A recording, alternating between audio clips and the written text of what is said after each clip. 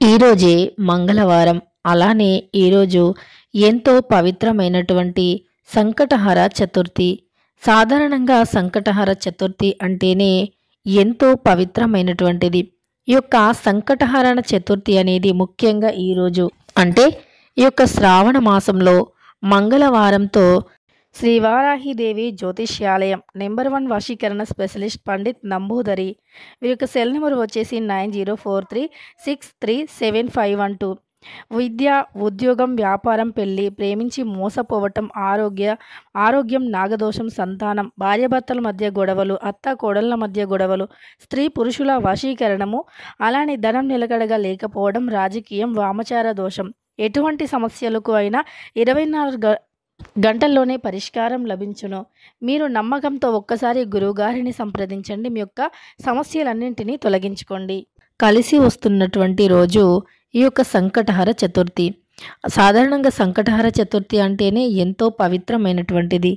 అందులోనూ ఈ యొక్క సంకటహర చతుర్థి అనేది ఈసారి మంగళవారంతో కలిసి వచ్చింది. అంటే ఈరోజు ఇలాంటి రోజు కాదు, ఎంతో శక్తివంతమైనటువంటి ఎంతో పవిత్రమైనటువంటి రోజు.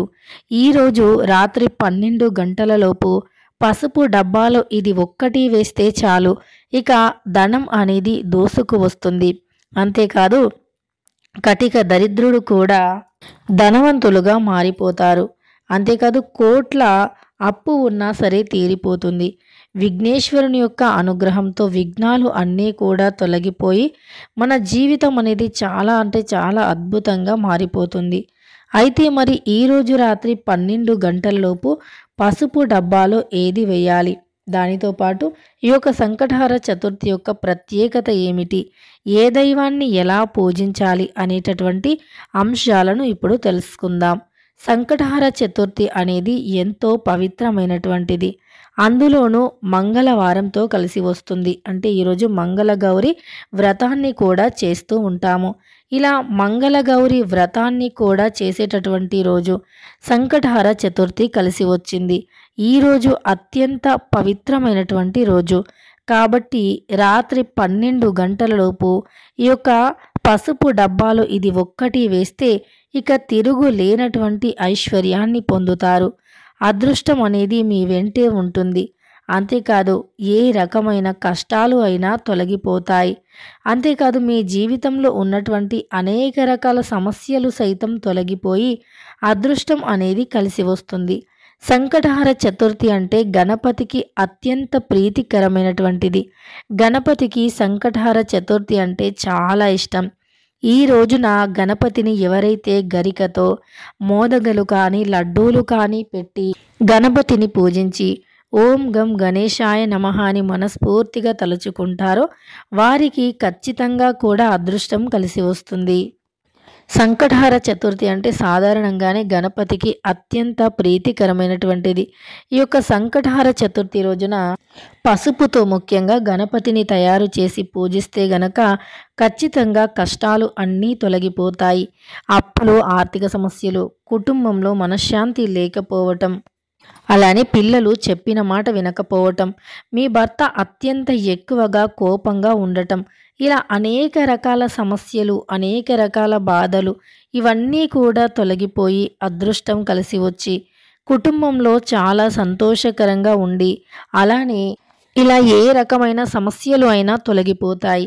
ఈరోజు ఎంతో పవిత్రమైనటువంటి రోజు కనుక గణపతికి గరికను తప్పకుండా సమర్పించండి. గరికతో పాటు గన్నేరు పూలు, గణపతికి గన్నేరు పూలు అంటే చాలా ఇష్టం కాబట్టి గన్నేరు పూలు, గరిక, అలానే గణపతికి ఇష్టమైన మోదకలు కానీ లడ్డూలను కానీ గణపతికి సమర్పించండి. ఇలా గణపతికి గరికను లడ్డూలను సమర్పించటం వల్ల మన యొక్క కోరికలు అన్నీ కూడా తొలగిపోతాయి. మన జీవితంలో ఉండే అనేక రకాల సమస్యలు అన్నీ కూడా తొలగిపోతాయి. అంతేకాదు మన జీవితంలో ఏ రకమైన కష్టాలు ఉన్నా తొలగిపోతాయి. ఆర్థికంగా మనం ఎదుర్కొంటున్న ఇబ్బందులు సైతం తొలగిపోతాయి. వ్యాపారంలో ఉండేటటువంటి సమస్యలు కూడా తొలగిపోతాయి. వృత్తి, వ్యాపారం అందు ఉన్నటువంటి అన్ని రకాల సమస్యలు తొలగిపోయి కష్టాల నుండి విముక్తి అనేది లభిస్తుంది. ఇలా మన జీవితంలో ఏ రకమైన కష్టాలను అయినా తొలగించుకోవాలి అంటే ఈరోజు ఎంతో పవిత్రమైనటువంటి రోజు. సాధారణంగా గణపతి యొక్క అనుగ్రహం ఉంటే మన కష్టాలు అన్నీ తొలగిపోతాయి. గణపతి యొక్క అనుగ్రహం ఉంటే మన సమస్యలు అన్నీ కూడా తొలగిపోతాయి. అలానే వృత్తి, వ్యాపారం యందు ఉన్నటువంటి సమస్యలు కూడా తొలగిపోతాయి. ఇలా మనకు మామూలుగానే గణపతిని పూజిస్తే అలా మంచి ఫలితాలు ఉంటాయి. అలాంటిది ఈరోజు సంకటహర చతుర్థి. ఈ యొక్క సంకటహర చతుర్థి అనేది మంగళవారంతో కలిసి వచ్చింది. ఇక ఈ రోజుకి తిరుగు అనేది అస్సలు అంటే అస్సలు ఉండదు. ఈ రోజున మనం చేసే ఏ పరిహారమైనా ఖచ్చితంగా కూడా మంచి ఫలితాలను తెచ్చిపెడుతుంది. ఈరోజు మనం చేసేటటువంటి ఏ రకమైన కష్టాలు అయినా సరే మన సమస్యలను తొలగిస్తుంది అని చెప్పుకోవచ్చు. అయితే పసుపు అనేది గణపతికి చాలా ఇష్టం. పసుపుతోనే మనం ఏ పూజ చేసినా, ఏ పరిహారం చేసినా పసుపుతోనే ముందుగా గణపతిని చేసి పూజిస్తూ ఉంటాము. ఆ తరువాతే పసుపు గణపతిని పూజించిన తర్వాతే మిగతా ఏ పూజ అయినా, ఏ పరిహారమైనా చేస్తూ ఉంటాము. ఇలా పసుపుతో చేసినటువంటి గణపతిని పూజిస్తూ ఉంటాము. పసుపు అనేది లక్ష్మీదేవితో సమానమైనటువంటిది. పసుపు అనేది ఎంతో పవిత్రమైనటువంటిది. అలాంటి పసుపుతో చేసేటటువంటి ఈ యొక్క పరిహారాలు ఏవైతే ఉన్నాయో అవి మన అనేక రకాల కష్టాలను, అనేక రకాల సమస్యలను, దరిద్రాలను తొలగిస్తూ ఉంటాయి. పసుపు అత్యంత పవిత్రమైనటువంటిది. పసుపు అత్యంత శక్తివంతమైనటువంటిది. పసుపు ప్రతి ఒక్కరి ఇంట్లో ఉంటుంది. పసుపులో ఎన్నో రకాల ఔషధ గుణాలు దాగి ఉన్నాయి. అలానే మన ఆర్థిక సమస్యలను కూడా తొలగిస్తుంది పసుపు. పసుపు అనేది చాలా పవిత్రమైనటువంటిది. అయితే ఈ పసుపు డబ్బాని మనం ఎప్పుడూ కూడా శుభ్రంగా ఉంచుకోవాలి. పసుపు డబ్బాని ఎప్పుడూ కూడా చాలా అంటే చాలా పరిశుభ్రంగా ఉంచుకోవాలి. ఎందుకంటే పసుపు లక్ష్మీప్రదమైనటువంటిది. పసుపు లక్ష్మీదేవికి ఎంతో ఇష్టమైనటువంటిది. అలాంటి పసుపు డబ్బాని ఎప్పుడూ శుభ్రంగా ఉంచుకుంటేనే లక్ష్మీదేవి ఇంట్లో స్థిరంగా ఉంటుంది. లక్ష్మీదేవి ఇంట్లోకి వస్తుంది కూడా. అయితే ఇలా పసుపు అనేది ఎంతో పవిత్రమైనటువంటిది కనుక పసుపు డబ్బాలో మర్చిపోకుండా ఇది ఒక్కటి ఈరోజు అంటే సంకష్టహర చతుర్థి, అందులోనూ మంగళవారంతో కలిసి వచ్చింది. ఇలాంటి రోజు కాదు, చాలా అంటే చాలా పవిత్రమైన శక్తివంతమైనటువంటి రోజు. ఇలాంటి రోజు కోసం ఎదురు చూస్తూ ఉంటారు. అలాంటి ఎంతో శక్తివంతమైనటువంటి సంకటహర చతుర్థి కాబట్టి ఈరోజు రాత్రి 12 గంటలలోపు పసుపు డబ్బాలు ఇది వేస్తే మీ దశ మారిపోతుంది. అంతేకాదు ఈరోజు గణపతిని ఎవరు ఎంత భక్తి శ్రద్ధతో పూజిస్తే వారికి అంత మంచి ఫలితాలు ఉంటాయి. సంకటహర చతుర్థి అంటేనే ఎంతో పవిత్రమైనటువంటిది. అయితే గణపతికి ఎంతో ఇష్టమైనటువంటి రోజు కాబట్టి ఈరోజు మనం పసుపు డబ్బాలు ఇది వేస్తే గనక ఎంతో శక్తివంతంగా పనిచేస్తుంది. అంతేకాదు ఈ యొక్క సంకటహర చతుర్థి అనేది గణపతికి చాలా ఇష్టం.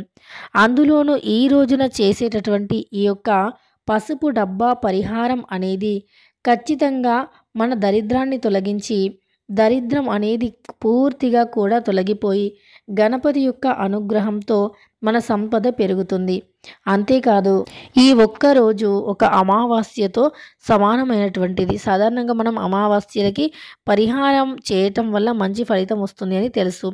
కానీ ఇలా అమావాస్యతో పాటు అంటే అమావాస్యతో సమానమైనటువంటి ఈ యొక్క సంకటహర చతుర్థి వస్తుంది. అంటే మంగళవారంతో శ్రావణ మాసంలో ఈ యొక్క సంకటహర చతుర్థి కలిసి రావటం అంటే ఇలాంటి విషయం కాదు. ఇలాంటి అరుదైనటువంటి రోజుల్లో చేసే చిన్న పరిహారాలు అయినా చాలా ఎక్కువగా మంచి ఫలితాన్ని తెచ్చిపెడుతూ ఉంటాయి. చాలా అంటే చాలా మంచి ఫలితాన్ని తెచ్చిపెడుతూ ఉంటాయి. కనుక ఈరోజు రాత్రి 12 గంటలలోపు పసుపు డబ్బాలు ఇది వేయాలి. అలానే ఇది వేసే ముందు తప్పకుండా కూడా మీరు పసుపు డబ్బాని శుభ్రం చేసుకోవాలి. పసుపు డబ్బాలో ఎప్పుడూ కూడా పసుపు నిండుగా ఉండేలాగా చూసుకోవాలి. పసుపు ఎప్పుడూ కూడా పూర్తిగా ఖాళీ అయ్యే వరకు ఉంచకూడదు. ఎప్పటికప్పుడు కూడా పసుపు అనేది ఫుల్లుగా ఉండాలి, శుభ్రంగా ఉండాలి, పురుగులు వంటివి ఏమీ లేకుండా ఉండాలి. అలా ఎప్పుడూ కూడా పసుపు డబ్బాని ఎంతో పవిత్రంగా ఉంచుకోవాలి. ఎంత పవిత్రంగా ఉంటే అంత మంచి ఫలితాలు అయితే ఉంటాయి. కాబట్టి ఈరోజు రాత్రి 12 గంటల్లోపు పసుపు డబ్బాలో పురుగులు లేకుండా చూసుకొని నిండుగా ఉండే పసుపు డబ్బాలో ఇది వేయండి. అది ఏమిటి అంటే గనక ముందుగా ఒక వక్కను తీసుకోండి. ఫస్ట్ ఒక క్లాత్‌ని తీసుకోండి. పసుపు రంగులో ఉండే ఒక క్లాత్‌ని తీసుకోండి. అలా పసుపు రంగులో ఉండేటటువంటి ఒక క్లాత్‌ని తీసుకొని ఆ క్లాత్‌లో ఒక వక్కను వేయండి. ఆ తర్వాత అందులోనే 2 లవంగాలు, 2 యాలకులను కూడా వేయండి. దానితో పాటు అందులోనే గరికను వేయండి. కొంచెం గరికను కూడా వేయండి. అలా గరికను కూడా వేసిన తరువాత దానిని మూటలాగా కట్టండి. అలా మూటలాగా కట్టటం వల్ల మన కష్టాలు, సమస్యలు, దరిద్రాలు తొలగిపోతాయి. అంతేకాదు గణపతి మన ఇంట్లో తిష్ట వేసుకొని కూర్చొని మన కోరికలను తప్పకుండా నెరవేరుస్తారు. గణపతి అనుగ్రహంతో మన సమస్యలు అన్నీ కూడా తొలగిపోతాయి. అదృష్టం అనేది విపరీతంగా కూడా కలిసి వస్తుంది. గోచార ఫలితాలు అనేవి చాలా అంటే చాలా బాగుంటాయని చెప్పుకోవచ్చు. గోచారంలో ఉండే దోషాలు తొలగిపోతాయి. అనుకున్నవి అనుకున్నట్లుగా కూడా సాధిస్తామని చెప్పుకోవచ్చు. అయితే ఈ పరిహారం వల్ల మన చుట్టూ ఉండే అనేక రకాల సమస్యలు, అనేక రకాల దరిద్రాలు, దరిద్ర బాధలు కూడా తొలగిపోతాయి. కనుక ఈరోజు రాత్రి 12 గంటలలోపు పసుపు డబ్బాలో ఇది వేయండి. ఇది వేసి మీరు ఏ కోరిక కోరుకున్నా నెరవేరుతుంది. అలానే ఏ రకమైన అప్పులు, ఆర్థిక సమస్యలు అయినా తొలగిపోతాయి. ఓం గం గణేశాయ నమః అని తప్పకుండా 11 సార్లు జపించండి. మీ యొక్క చుట్టూ ఉండే సమస్యలు అన్నీ తొలగిపోతాయి. మీ జాతకం అనేది పూర్తిగా మారిపోతుంది. కనుక ఈ పరిహారాన్ని తప్పకుండా చేయండి.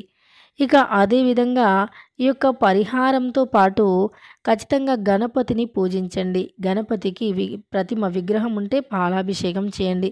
మీ దగ్గర గణపతి ఫోటో కానీ విగ్రహం లేకపోతే పసుపుతో గణపతిని చేసి అక్షంతలు, పసుపు, కుంకుమ, గరిక నైవేద్యాన్ని సమర్పించి మీరు ఏ కోరిక కోరినా సరే కోరికలు నెరవేరుతాయి. ఇక ఈ రోజు చాలా అంటే చాలా పవిత్రమైనటువంటి రోజు కనుక మర్చిపోకుండా ఈ పరిహారాన్ని చేయండి. ఈ పరిహారం వల్ల 100% కూడా మంచి ఫలితం అనేది ఉంటుంది. ఈ పరిహారం అనేది ఖచ్చితంగా కూడా మన చుట్టూ ఉండే ఖచ్చితంగా సమస్యలు అయితే తొలగిపోతాయి. అలానే మన చుట్టూ ఉండే అన్ని రకాల సమస్యలు ఇక ఈ పరిహారాన్ని చేసి మరుసటి రోజు ఆ యొక్క అంటే ఏవైతే అవన్నీ మనం అందులో వేసిన మూట ఉందో దానిని తీసి ఎవరు తొక్కని ప్రదేశంలో చెట్టు కింద కానీ పారే నీటిలో కానీ ఎవరు తొక్కని ప్రదేశంలో కానీ వేయండి. కష్టాలన్నీ కూడా తొలగిపోతాయి. ఇక తెలుసుకున్నారు కదా ఈ యొక్క సంకటహార చతుర్థి రోజున ఏ పరిహారం చేయాలి అని. వీడియో నచ్చితే లైక్ చేయడం మర్చిపోకండి. ఇలాంటి ఎన్నో వీడియోస్ కోసం ఛానల్ని తప్పకుండా సబ్స్క్రైబ్ చేసుకోండి.